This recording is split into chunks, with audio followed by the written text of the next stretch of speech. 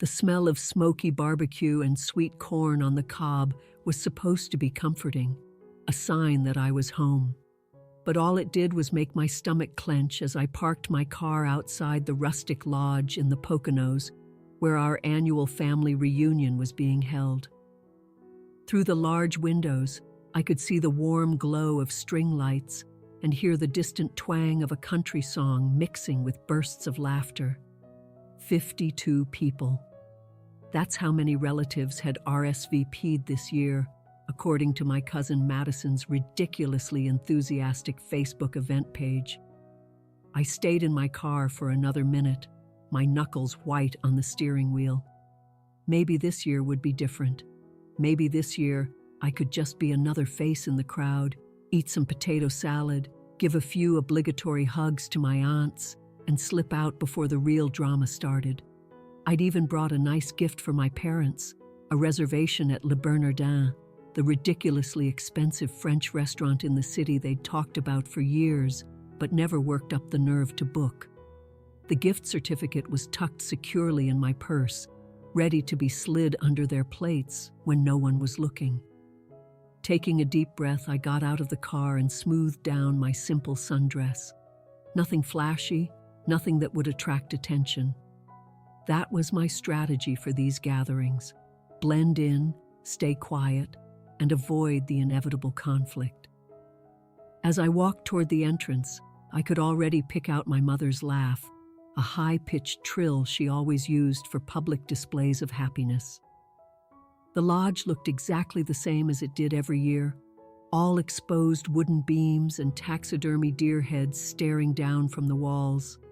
Long tables were covered in red and white checkered tablecloths. Kids, their faces sticky with watermelon juice, darted between the legs of the adults. My Aunt Deborah was already 3 sheets to the wind, waving her arms wildly as she told a long-winded story to a captive audience of her younger nieces and nephews. "Rachel, you made it." My cousin Jake materialized at my side, pressing a red Solo cup into my hand. Sangria, Linda's special recipe, which means it's about 90% cheap red wine. I managed a weak smile. "Thanks, Jake. Good to see you. Your sister's been asking for you," he said, then seemed to read the look on my face. "But, no pressure. The real bar's over there if you need an upgrade." I watched him melt back into the crowd and took a sip of the sangria. He wasn't kidding. It was strong. Good. I was going to need it. I made my way through the room, exchanging the usual pleasantries. My Uncle Robert, who never remembered my name and just called me kiddo. My great-aunt Ethel, who pinched my cheeks as if I were still 5. My second cousin Brittany, who immediately cornered me to give a play-by-play of her latest divorce. I nodded and smiled and said all the right things, all while scanning the room for my parents and my sister. I found them near the dessert table. My mother, Patricia, was wearing a flowing blue dress that made her look a decade younger. My father, James, stood beside her in his favorite polo shirt, the one with the little embroidered golf clubs on the pocket. And then there was my sister, Emma, floating through the crowd like a fairy in a pristine white sundress, barefoot despite the questionable cleanliness of the lodge floor. She was holding a large, flat object wrapped in tissue paper and tied with a shimmering silver ribbon. Our eyes met from across the room. Emma's face lit up with that 1,000-watt smile she'd perfected during years of childhood dance recitals. She waved me over with an enthusiastic gesture. Taking another fortifying gulp of sangria, I navigated my way through the clusters of relatives. "Rachel." Emma threw her arms around me, being careful not to crush the package she was holding. "I'm so glad you're here. Mom and Dad will be so happy." "Hey, Em." I returned the hug briefly before pulling away. "What's that?" "Oh, just a little something for Mom and Dad. You know how much they appreciate sentimental gifts." She fussed with the bow on top. "What did you get them?" I patted my purse. "Just a gift card. Nothing special." Emma's perfect smile faltered for a fraction of a second, a flicker of what looked like pity or maybe superiority crossing her features. "Oh, Rachel, you know they prefer things that come from the heart." Before I could think of a reply, she had already drifted away, heading toward the small platform at the front of the room where a karaoke machine was set up. My stomach plummeted. Please, no, not a speech, not in front of everyone. But it was too late. Emma was already tapping the microphone, sending a screech of feedback through the speakers. The room quieted down, conversations tapering off as all eyes turned to my sister. She stood there in her white dress, bathed in the glow of the string lights like some kind of small-town angel. "Hi, everyone." Her voice was clear and bright. "I just wanted to take a moment before we all dig in to honor two very special people, my mom and dad." The crowd responded with a chorus of awes and polite applause. I felt myself taking a step back, trying to merge with the wood-paneled wall. This was Emma's element, the center of attention. It was my personal hell. "As you all know," Emma continued, "our parents are celebrating their 35th wedding anniversary this month. 35 years of love, laughter, and dedication to this entire family." She paused for dramatic effect, and I saw my mother already dabbing at the corners of her eyes with a napkin. So, I wanted to give them something to commemorate it, something special. Emma stepped down from the platform, the crowd parting for her like the Red Sea. She approached our parents, holding the wrapped frame high for everyone to see. My father looked a little embarrassed by the spectacle, but my mother was soaking it in, her hands clasped together in delighted anticipation. "Mom, Dad," Emma said, her voice carrying across the silent room, even without the microphone. "This is for you." She handed them the frame, and they began to unwrap it together. As the tissue paper fell away, revealing the gift, a collective gasp went through the relatives standing nearby. It was a photo collage, a beautiful, artistic arrangement of dozens of pictures showing Emma with our parents through the years. Emma as a baby in Mom's arms. Emma at her dance recitals with Dad proudly filming in the background. Emma at her high school graduation, flanked by two beaming parents. Emma at Christmas, at Easter, at 4th of July barbecues. I wasn't in a single photograph. The relatives pressed in closer, cooing over the thoughtful gift. My mother held the frame up for everyone to admire, tears of joy now streaming down her face. "Oh, Emma," she said, her voice thick with emotion. "This is just perfect. It's just perfect." And that's when it happened. My mother raised her glass of sangria high, the red liquid catching the light. She turned to face the entire room, making sure she had everyone's undivided attention. Then, she pointed the glass directly at Emma. "This," she announced, her voice ringing out, sharp and clear, "is the daughter who's always loved us." She paused, her eyes sweeping the crowd until they locked onto me. The air in the room seemed to chill by 10 degrees. "The other one?" She's never lifted a finger for us. The silence that followed was absolute and crushing. 52 people stood frozen, drinks halfway to their lips, forks hovering over plates of food. I could feel every single pair of eyes in that room turn to stare at me. Some looked shocked, some looked embarrassed. A few, my cousin Jake included, looked genuinely sympathetic. But no one said a thing. I stood there for what felt like an eternity, but was probably only a few seconds. My face was burning with a humiliation so intense it felt physical, but I refused to cry. Not here, not in front of them. Instead, with a deliberate, calm motion, I set my untouched glass of sangria down on the nearest table. I picked up my purse, and without a single word, I turned and walked out of the lodge. Behind me, I could hear the awkward murmur of conversation slowly starting up again. Someone turned the music back on. Life went on. It always did. The 2-hour drive home was a complete blur. I didn't turn on the radio. I didn't cry. I just drove, my hands steady on the wheel, my mind replaying that one sentence over and over. She's never lifted a finger for us. The words echoed in my head, a cruel mantra for every mile that passed. By the time I pulled into my own driveway, something inside me had hardened, crystallizing into a cold, perfect clarity. I walked into my house, dropped my purse on the floor, and went straight to my home office. I opened my laptop and logged into my online banking portal. The numbers stared back at me from the screen.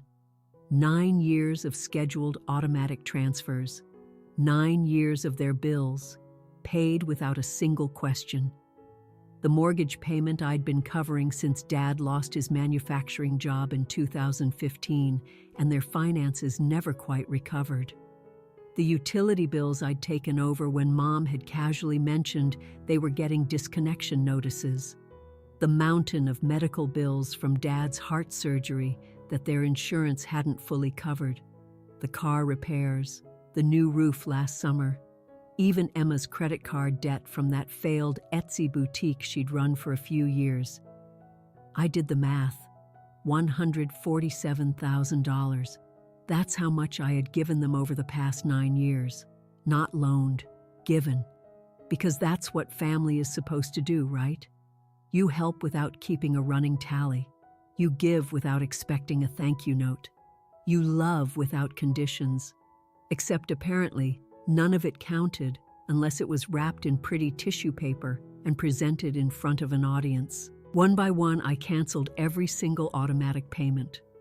The mortgage, the electricity, the water, the cell phone plan I paid for all 3 of them, the cable and internet bundle, the credit card I'd given them for emergencies that had somehow become their primary card for groceries and gas. Everything. Then, I went to my email and found the confirmation for their anniversary trip to Hawaii. I canceled the flights, canceled the hotel reservation at the resort, canceled the luau tickets, the snorkeling tour, and the rental car. 3 months of careful planning, gone in a few clicks. I poured myself a glass of wine, good wine, not Linda's paint-thinner sangria, and sat on my couch in the dark. I wasn't even angry anymore. I was just done. Done being the invisible safety net. Done being the quiet, responsible one who handled the real problems, while Emma got the applause for a collage. Done pretending that love meant accepting public humiliation with a polite smile. My phone started buzzing around 6 the next morning. I glanced at the screen. 38 missed calls, 14 from Emma, 12 from Mom, 10 from Dad, 2 from unknown numbers that were probably other relatives drafted into the family drama. I let it ring. At 6:47 a.m., a text from Emma popped up. The boat tour got canceled? They're saying the credit card was declined? I smiled and took a sip of my coffee. The family reunion had included a group boat excursion on the lake the next day. I'd booked and paid the deposit for the whole group on my card months ago, thinking it would be a nice activity for everyone. Apparently, the tour company had tried to run the final payment. At 7:15 a.m., another text. Rachel, please answer your phone. Mom and Dad don't have enough cash to get home. I stared at that message for a long time.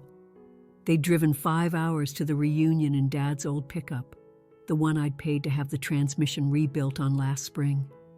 Gas money to get home? Maybe $60, $70 tops, and they didn't have it. Finally, I picked up the phone. Emma's voice exploded from the speaker before I even had a chance to say hello. Rachel, what the hell is going on? The boat tour is canceled, Mom and Dad are stranded, and the lodge manager just said our final payment for the event bounced. What did you do? I didn't do anything, I said, my voice perfectly calm. I just stopped doing everything. What are you talking about?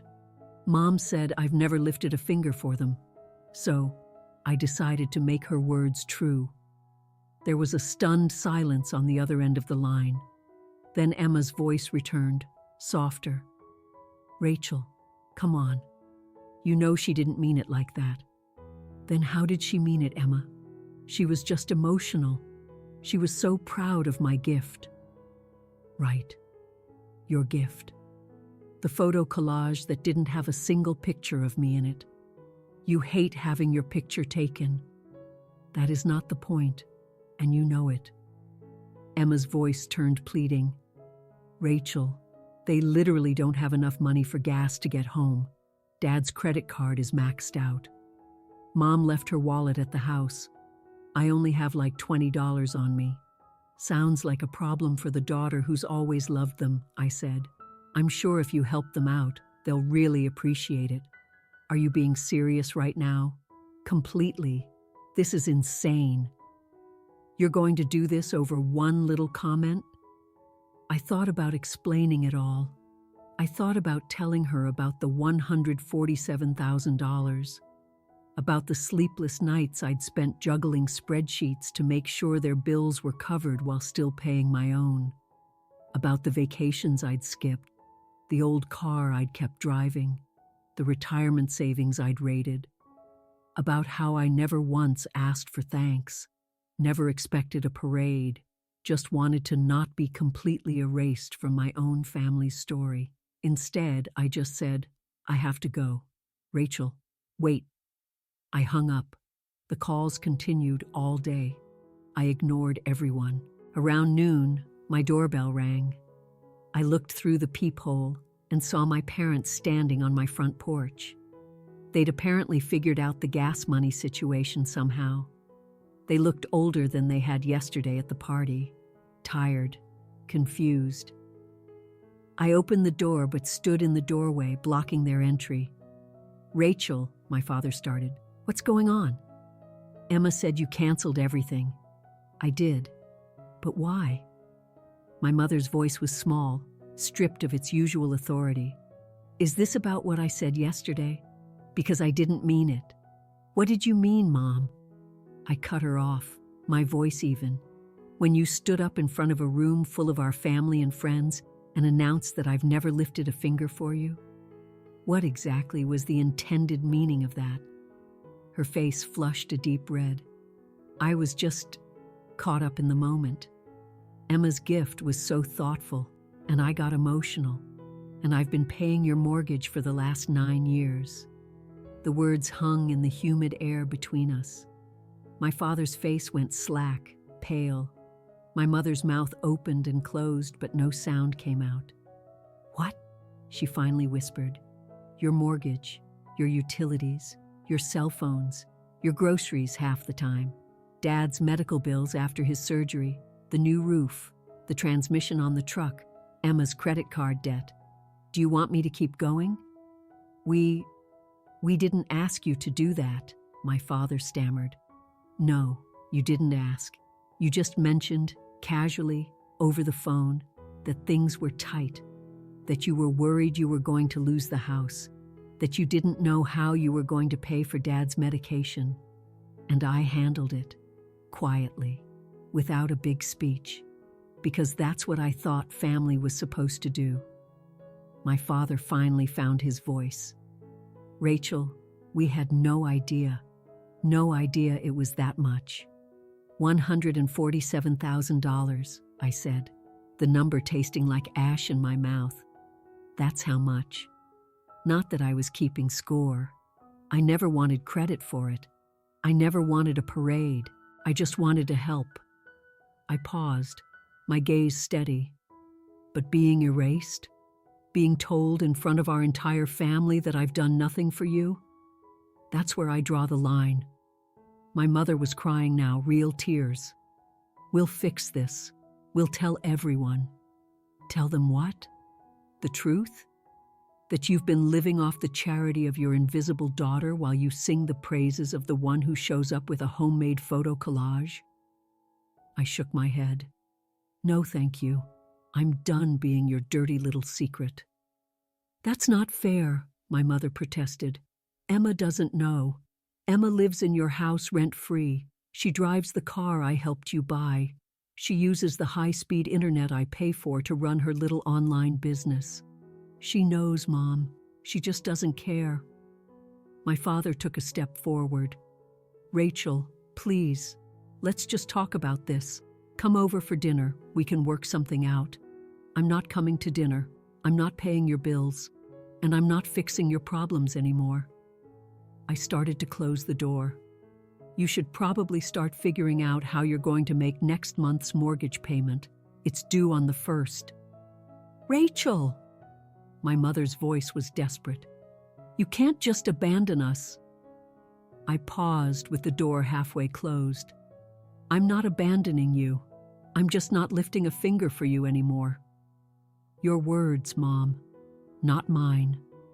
I closed the door and slid the deadbolt into place. They stood on my porch for another 10 minutes, their knocking and pleading echoing through the house. Eventually, they left. The next few weeks were a circus of dysfunction. Emma called and texted nonstop, her messages cycling through anger, pleading, and guilt-tripping. How could you do this to them became, they're going to lose the house, which became, this is all your fault. I responded only once. I did nothing to them. That's the entire point. The extended family got involved, of course. My phone blew up with messages from aunts, uncles, and cousins, all of them with an opinion. Most of them tried to guilt me into being the bigger person. A few, surprisingly, sent private messages of support, admitting they'd always noticed how much I did and how little credit I ever received. The real explosion came when my mother made a Facebook post. She had always been a master of the vague, attention-seeking status update, and this one was a masterpiece. It's so sad when your own family turns their back on you. After everything we've done, everything we've sacrificed, but I guess this is how you find out who really loves you. At least we still have our dear Emma. I stared at the post, the screen of my phone glowing in the dark room. The comments were already pouring in. Sympathy, prayers, heart emojis. Poor Patricia, poor James. What kind of monster would abandon her own parents? For the first time since the reunion, I felt a surge of pure, hot anger. Not the cold, clear resolve I'd been operating on, but real, burning rage. Everything they'd done, everything they'd sacrificed. I opened my laptop and navigated to a folder I kept on my desktop. 9 years of bank statements, 9 years of scanned receipts, 9 years of digital proof. I composed my own Facebook post. No dramatic language, no emotional manipulation, just cold, hard facts. Since there seems to be some confusion regarding family obligations, I thought I would clear things up with some numbers. The number is $147,000. That's the total amount of financial support I have provided to my parents over the last 9 years. This includes 108 mortgage payments, 72 utility bills, 34 separate medical bills, 1 new roof, 3 major car repairs, and countless other expenses. I never asked for recognition or repayment. I never held it over their heads. I helped because I loved them. However, being publicly told that I have never lifted a finger for them was my breaking point. For anyone who thinks I'm exaggerating, I've attached the documentation. Sometimes love means knowing when to stop enabling. Sometimes the kindest thing you can do for someone is to step back and let them face the consequences of their own actions and words. I attached a single, multi-page PDF containing every bank statement, every wire transfer confirmation, every receipt. Then I clicked post. The reaction was instantaneous. My phone began to vibrate so intensely it nearly fell off the table. The tide of family opinion turned on a dime. Suddenly, Everyone understood why I had walked out. Several relatives called me, this time to apologize for judging me so quickly. Others shared their own stories of being the invisible support system in their own families. My mother's post was deleted within an hour. Emma showed up at my door that evening, her mascara streaked down her cheeks. "How could you?" she demanded the moment I opened the door. "How could you humiliate them like that in front of everyone?" I just told the truth. "You aired our private family business for the entire world to see." "Mom did that first." Emma pushed past me into my house. "Do you have any idea what you've done? They're going to lose everything." "No," I corrected her, following her into my living room. "They're going to have to figure out how to pay for their own things. Like normal adults. They can't. Dad is on a fixed income. Mom only works part-time at the library. They needed your help. And you? What's your excuse?" Emma froze. "What? You're 32 years old, Emma. You live with them rent-free. You have a college degree. You could get a real full-time job and contribute to the household expenses. But you don't. Why is that?" "My boutique has been a failing hobby for 3 years. You know it, I know it, and they know it. But nobody wants to say anything because you're the golden child who can do no wrong." Emma sank onto my couch, the fight going out of her as tears began to flow freely. "This isn't fair." "No," I agreed, my voice softening slightly. "It's not. It wasn't fair when I had to postpone buying my own place because I was covering their mortgage. It wasn't fair when I was driving a 15-year-old car with a rattling engine because I was paying for Dad's truck repairs. It wasn't fair when I ate ramen noodles for dinner because I'd just used my grocery money to pay their electric bill. And it definitely wasn't fair when Mom stood up in front of our entire family and erased me from existence. She didn't mean to." "Stop saying that," I snapped, my patience gone. "Stop making excuses for them." She meant exactly what she said. In that moment, I was the daughter who never lifted a finger.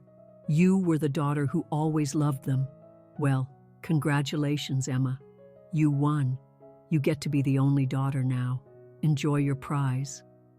Emma just stared at me, as if seeing me for the first time. "You're really not going to help them?" "I'm really not. They'll lose the house. Probably. Where will they go?" "I don't know. Maybe they can move in with the daughter who's always loved them." The color drained from Emma's face. "I can't. I don't have the room, the money, the ability to support 3 adults on the profits from your Etsy store." I sat down in the armchair across from her. "Yeah, that must be tough." We sat in silence for a long moment. Then Emma asked, her voice barely a whisper, "Did you really pay all that money? Every single penny? Why didn't you ever say anything?" "Because I didn't do it for credit. I did it because I loved them, because they needed help, because that's what family does." I paused. At least that's what I thought family does. Turns out I was wrong. Emma left soon after that. The angry calls and texts slowed to a trickle, then stopped altogether. The family drama moved on to the next crisis. Life continued. 3 months later, I heard through the family grapevine that my parents had, in fact, lost the house. They'd moved into a small 2-bedroom apartment on the other side of town. Emma had been forced to get a real job, working retail at the mall. It wasn't glamorous, but it helped with the bills. They were struggling, but they were surviving. 6 months after the reunion, they showed up at my door again. All 3 of them this time. They looked exhausted, worn down by the new reality of their lives. "Can we come in?" my father asked quietly. I stepped aside and let them pass. We all sat in my living room, the same room where I'd had my last real conversation with Emma. The silence was thick with unspoken words. Finally, my mother spoke. "We're sorry." I waited, saying nothing. We're sorry for what I said, she continued, for not appreciating everything you did for us, for taking you for granted. She was crying again, but it was a quiet, tired cry this time. You were right about everything. We didn't realize, my father added, his voice raspy, how much you were doing, how much we were all relying on you. We should have known. We should have been paying attention. Emma spoke last, her eyes fixed on her hands in her lap. I'm sorry, too, for not contributing, for letting you carry all of us, for being the favorite while you did all the actual work. I listened to their apologies. I could see that they were sincere. The last 6 months had been a brutal wake-up call. But I also knew that sorry didn't erase 9 years of being treated like a walking ATM. Sorry didn't undo the public humiliation. Sorry didn't magically replenish the savings I had depleted or give me back the opportunities I had missed. I appreciate the apologies, I said finally, and I'm glad you understand now. But I'm not going back to the way things were. We're not asking you to, my mother said quickly. We wanted you to know, and we wanted to ask if maybe we could start over, if we could try to be a real family, one where everyone contributes and everyone is appreciated. I thought about it for a long moment. Part of me, the part that was still a daughter and a sister, wanted to say yes immediately. They were the only family I had. But another part, the part that had spent 6 months learning to put myself first, hesitated. Maybe, I said slowly, but not yet. I need more time. And if we do try again, it's going to be on different terms. There will be boundaries, equality, respect. No more invisible daughter. They agreed instantly, promising things would be different. They left with hugs, tentative, awkward hugs, but hugs nonetheless. It wasn't forgiveness, not yet, but it was a start. A year after the reunion, we had dinner together for the first time. It was stilted and uncomfortable at times, but we got through it. Emma had her own apartment by then, a tiny studio she could barely afford but was immensely proud of. My parents had downsized their lives dramatically, but seemed almost relieved by the simplicity of it. They were learning to live within their means, and I was learning to have a relationship with them that didn't involve my checkbook. It wasn't perfect.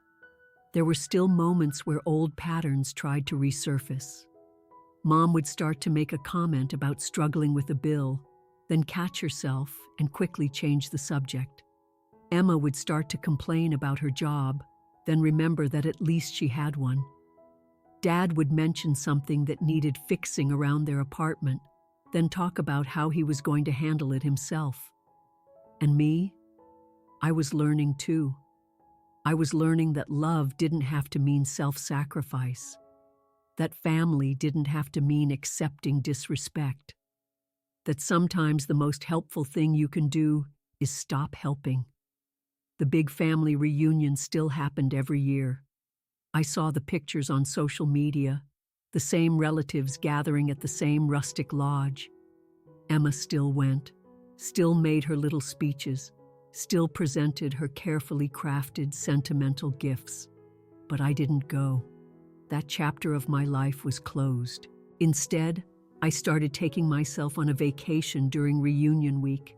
Real vacations, the kind I'd never been able to afford when I was supporting 4 adults on one salary. I sent postcards to no one, took pictures just for me, and reveled in the quiet peace of being truly, blissfully alone. Some relatives said I was being selfish. Others said I was being smart. I didn't care what any of them thought. I had spent 9 years being selfless, and all it got me was erased from my own family story. Now, I was writing a new story, and in this one, I was the main character. The second year after the cutoff, my cousin Jake called me. He was one of the few people who had supported me from the beginning, and we had stayed in touch. "Just thought you should know," he said. Your mom made another speech at the reunion this year. My stomach clenched. Oh? Yeah. It was about how families go through hard times but can come out stronger on the other side. About how she's learned to appreciate what really matters. He paused. She actually talked about you. Said you taught them all a valuable lesson about independence and setting boundaries. She did? She did. Didn't use your name, but everyone knew who she was talking about. It was growth, I guess. Baby steps. Baby steps. Maybe that's all any of us can ever hope for. I thought about my life before that reunion. The constant low-grade stress of managing everyone else's finances. The deep-seated resentment I had to swallow every time Emma was praised for just showing up while I was silently paying the bills. The sheer exhaustion of trying to be everything to everyone while being nothing to myself. Then I thought about my life now, my healthy bank account, my freedom to make choices based on what I wanted, not what other people needed from me. The quiet peace of relationships that were being rebuilt on a foundation of mutual respect instead of one-sided obligation. The price had been high. It had cost me months of family drama, guilt trips, and public judgment. But the reward? The reward was finally being seen, even if it took my complete absence to make it happen. The reward was watching Emma learn to stand on her own 2 feet. The reward was my parents discovering they were more capable and resilient than they had ever believed. But most of all, the reward was me, finally learning that sometimes the deepest love is expressed by letting go. Sometimes help crosses the line into enabling. Sometimes the kindest thing you can possibly do is to stop being so kind. I still loved my family. I probably always would. But I loved myself now too, and that made all the difference. People sometimes ask me if I regret it, cutting them off so completely, so suddenly. If I wish I'd handled it differently. Maybe if I'd had a calm conversation instead of just walking out. If I'd given them a warning. If I'd been more forgiving. The truth is, I don't regret a single thing. That moment at the reunion, when my mother raised her glass and erased me from existence, was the wake-up call I desperately needed. It wasn't a gentle nudge. It was a harsh, stinging slap of reality. I had been invisible for so long that I had started to believe I didn't actually matter, that my only value to them was what I could provide. It took being publicly dismissed for me to realize that I had been privately dismissing myself for years. So no, I don't regret it. I don't regret the dramatic exit, the financial cutoff, or the public receipts. I don't regret the months of silence or the hard boundaries I had to build. I don't regret choosing myself. Because here's the thing I learned. Family isn't just about blood. It's not about obligation. It's not about sacrificing yourself on the altar of that's just what family does. Real family, the kind that's worth having, is built on mutual respect. It's about seeing each other, supporting each other, and celebrating each other equally. I had spent 9 years in a one-sided relationship, pouring everything I had into people who couldn't even be bothered to include me in a photo collage. That wasn't family. That was exploitation wrapped in a hug. Now, as I sat in my own apartment, the one I could finally afford to decorate the way I wanted, with furniture I had picked out, in a neighborhood I had chosen, I felt something I hadn't felt in a very long time. Contentment, not giddy happiness, not lingering sadness, just a quiet, solid contentment. A peace that came from my choices and their consequences. My phone buzzed on the coffee table, a text from Emma. Saw a mom and her 2 daughters at the grocery store today. Made me think of us. Miss you. I stared at the message for a long moment, then I typed back, miss you too. It wasn't a pardon. It wasn't an invitation to forget what happened. It was just the truth. I did miss her. I missed all of them. But missing someone doesn't mean you have to accept less than you deserve. Missing someone doesn't mean you have to return to a toxic situation. Missing someone doesn't mean you have to forget the hard-won lessons their absence taught you. I put my phone down and went back to reading my book. Outside my window, life went on. And inside my apartment, for the first time in years, so did I. The truth about cutting off your family is that it's not a single dramatic decision. It's 1,000 small choices you have to make every single day afterward. It's waking up on your mother's birthday and making the choice not to call. It's seeing a Facebook memory of happier times pop up on your feed and choosing not to reach out. It's driving down the highway and seeing the exit for their town and choosing to keep going. Each choice is both easier and harder than the one before. It's easier because the habit of distance begins to feel normal. It's harder because time has a way of sanding down the sharp edges of the hurt. You start to remember the good times more clearly than the bad. The family dinners where everyone was laughing, the Christmas mornings before everything got so complicated, the simple, uncomplicated joy of belonging somewhere, to someone. But then you remember why you left. The casual cruelty, the willful blindness, the way your love became measured by your usefulness, and you keep driving right past that exit. 3 years after the reunion, I got a call that changed everything. It wasn't from my family. It was from the hospital. My father had had another heart attack, a major one.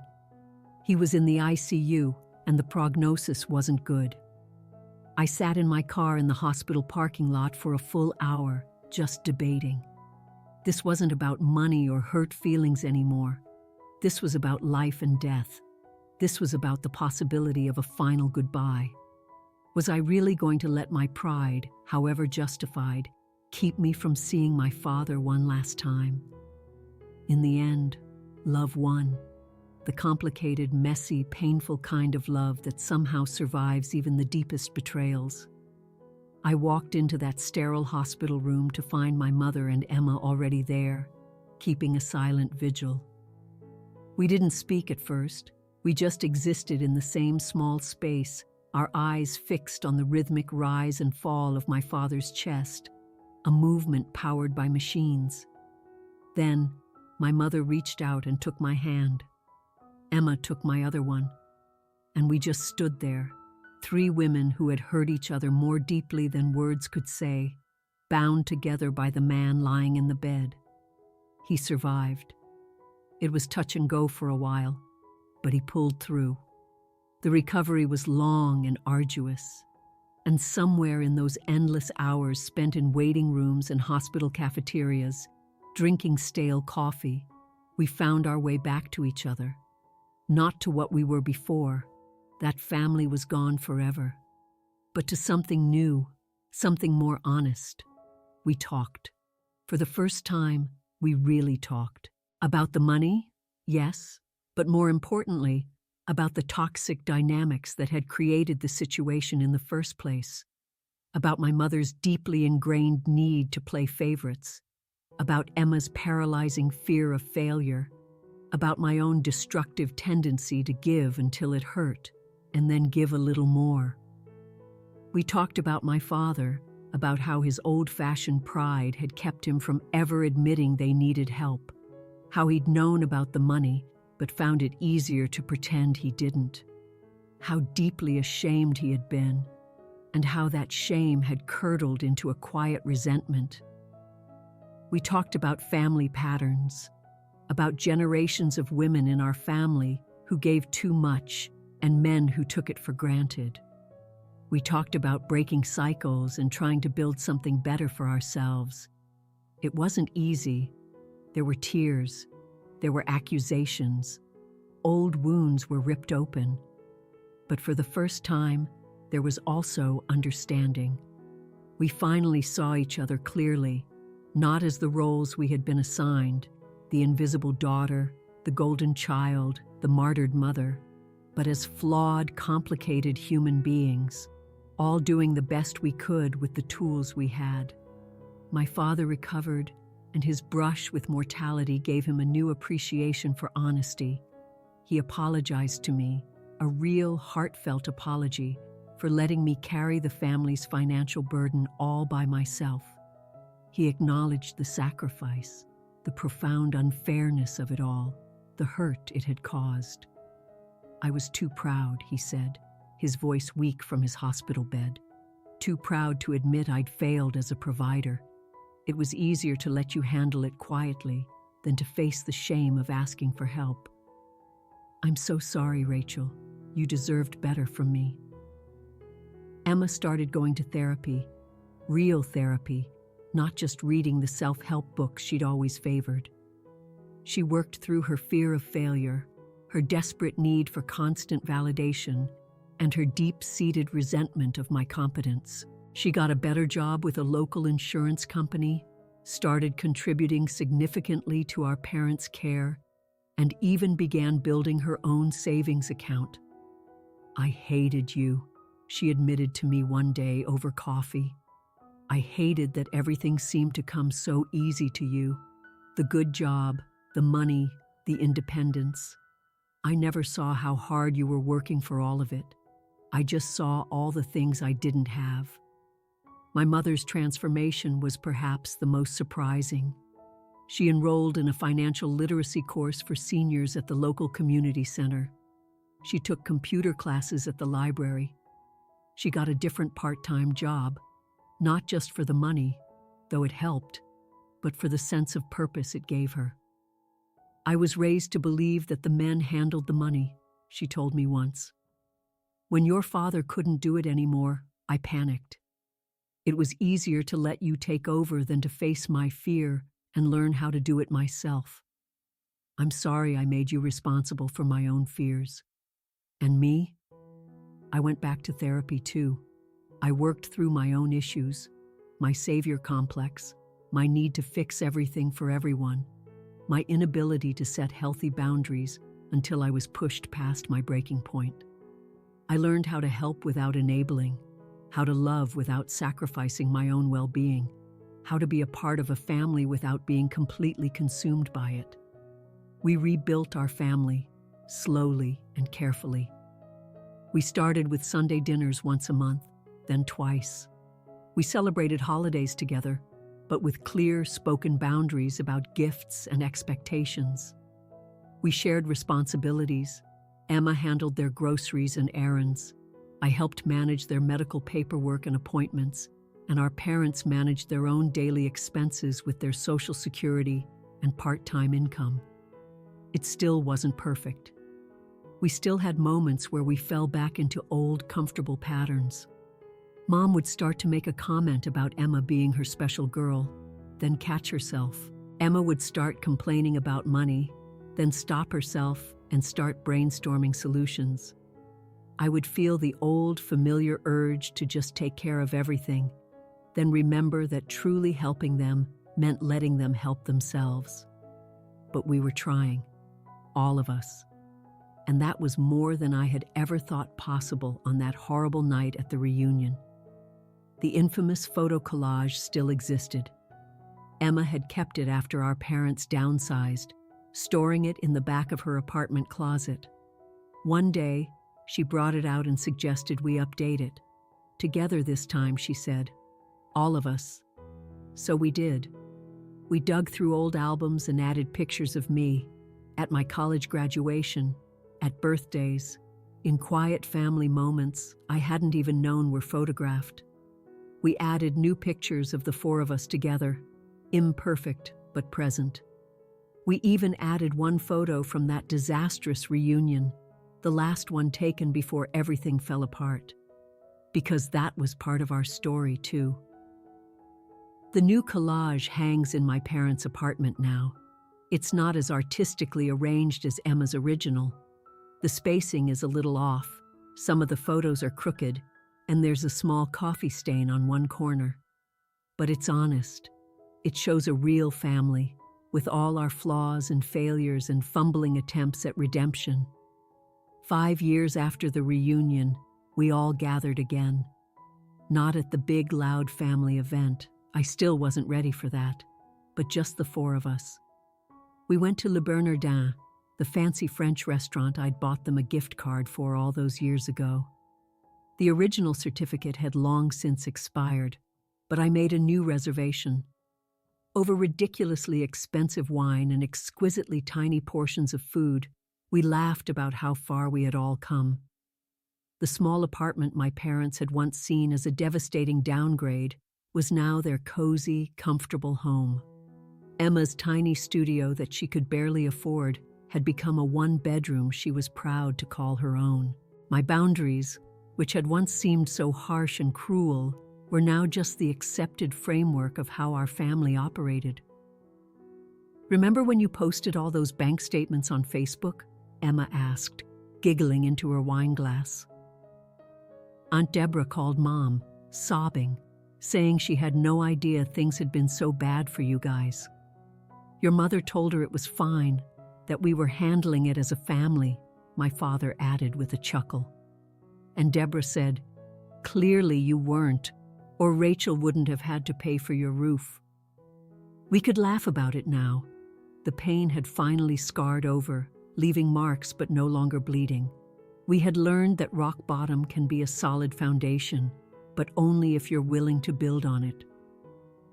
"I have something to say," my mother announced, raising her wine glass. My stomach tightened for a split second, an instinctive memory of another toast, another raised glass. But her eyes were warm and clear as they met mine across the table. "To Rachel," she said simply, "the daughter who loved us enough to let us fall, and who loved us enough to help us get back up when we were finally ready to stand on our own." We all clinked glasses, and for the first time in 5 long years, I felt like I truly had a family again. Not the family I had tried to buy with secret payments and silent sacrifice. Not the family that existed in Emma's carefully curated photographs, but a real family built on the messy, difficult foundations of truth and boundaries and the radical act of seeing each other clearly. The waiter brought our main courses, and we settled into an easy, comfortable conversation. Emma talked about maybe starting another business, but doing it the right way this time, with a business plan and a small business loan. My parents debated whether they should adopt a cat now that their lives were stable. I mentioned a promotion I was up for at work, the kind of career move I could never have even considered when I was supporting 4 people. It was just normal family dinner conversation. It was beautifully, wonderfully normal. As we were leaving the restaurant, my father pulled me aside for a moment. "I need to tell you something," he said, his voice low. "About the reunion. Your mother, what she said. I knew it was wrong the second she said it. I should have spoken up. I should have defended you. I have regretted my silence every single day since." "Dad," I started to say. "It's okay." "No, let me finish," he insisted. "I was a coward. I was more concerned with keeping the peace than with standing up for my own daughter. You deserved better. From all of us, but especially from me. I am so sorry." I hugged him then, this man who had finally found the courage to admit his own failures. "Thank you," I whispered into his shoulder. "That means everything." We walked out into the cool night air, the 4 of us, no longer a perfect picture, but somehow more whole for having been broken. The reunion that had shattered our family had also, in its own strange way, saved it. By forcing us to confront the ugly truth of what we had become, it had given us the chance to choose something better. I thought about that young woman who had sat in her car outside that lodge 5 years ago, just hoping for a quiet evening with no drama. She'd had no idea what was coming. No idea that the worst night of her life would lead to the best decision she would ever make. no idea that losing her family was the only way she would ever truly find them. "Same time next month?" Emma asked as we reached our cars. "Wouldn't miss it," I said, and I meant it. As I drove home, I passed the highway exit for the road that led to the lodge where the family reunions were held. I had driven past it dozens of times over the past 5 years, each time with a complicated mix of pain and relief. But tonight, for the first time, I felt nothing but peace. That part of my story was over, but the story itself, I realized, was still being written. My phone buzzed with a text from my mother. "Thank you for tonight. Thank you for everything. We love you." I smiled and tucked the phone into my purse. No response was needed. Some things didn't require words anymore. The girl who had needed to prove her worth with bank transfers was gone. The woman who had tried to pay for love with mortgage payments had learned a hard lesson. In her place was someone who understood that real love can't be bought or earned or sacrificed into existence. It can only be given freely, received gratefully, and honored with the radical act of truth. I had lost my family at that reunion 5 years ago, but in losing them, I had found something infinitely more valuable: myself. And in finding myself, I had given them the space and the opportunity to find themselves too. The reunion had been a catastrophe. The fallout had been brutal. The rebuilding had been slow and painful. But in the end, that raised glass and that one cruel toast had been the catalyst for the most important lesson of my life. Sometimes the most loving thing you can do is stop. Stop giving. Stop fixing. Stop enabling. Stop trying to be the silent, unsung hero in someone else's story. Because when you finally stop, one of two things will happen. Either they will learn to stand on their own, or they won't. Either they will finally see your worth in your absence, or they won't. Either they will choose to build something better with you, or they won't. But either way, you will be free. Free to love without losing yourself. Free to give without being drained empty. Free to be a part of a family without being completely consumed by it. And that freedom? That's worth more than all the photo collages in the world. End of story.